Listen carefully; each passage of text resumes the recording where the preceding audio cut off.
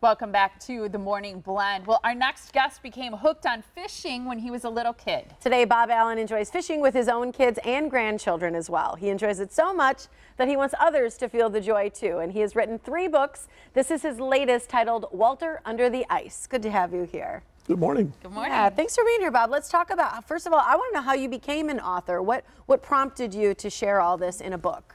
Well, I've always had a passion for fishing, and I've always had a joy in taking my kids and grandkids fishing.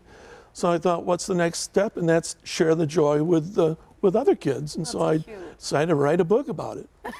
I remember thinking as a kid, fishing has got to be the most boring thing I've ever seen anybody do. But I will say this.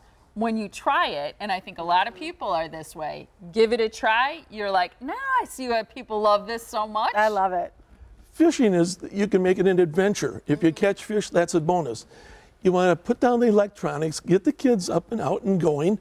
You can skip rocks, you can pass a football around. You don't have to be concentrating on the fishing all the time, but you have to get out and have fun. Yeah. What age do you think kids should start fishing? And obviously it can last forever, but what age should you get them out there? As soon as they can hold a pole and watch a bobber, it's 2 or 3, you know, as soon as they're walking, get them out there. Yeah. So cute. Is ice fishing trending, would you say? Absolutely, it's trending.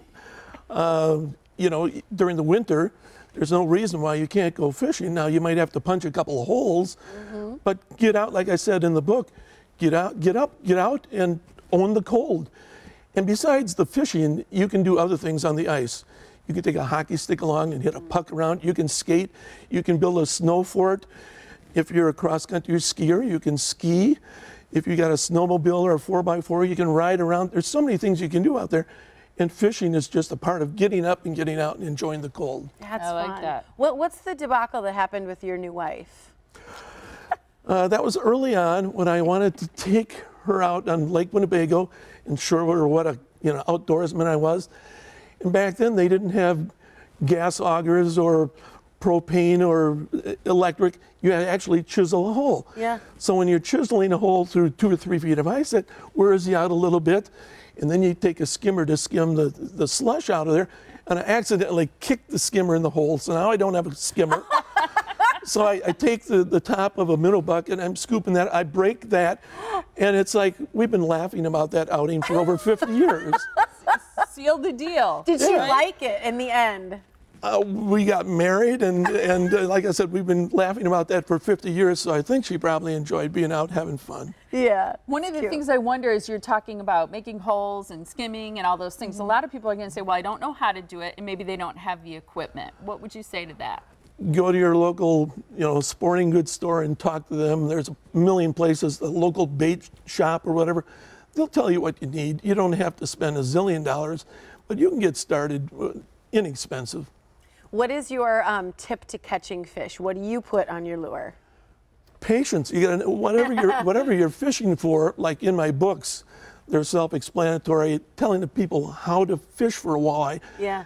I created Walter the Wily Walleye. He's wily, which means you have to learn where he hides and what he wants to eat.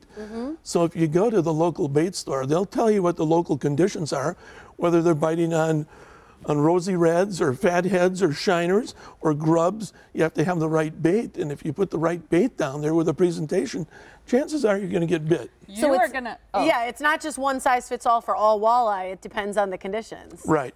You are going to like our trivia question. Let me tell you that. Yeah, you are. All right, first here is some information about a signing that is coming up on February 1st in Economowoc. Next Saturday. It is next Saturday at 10 a.m. at Books & Company. That's in Economowoc. It's boballenauthor.com to find out more and to visit him and get a copy of his book. And head out there and embrace the cold. Yep. That's right. I Thanks, love it. Bob. Great to see you. Thank you so much. Love it.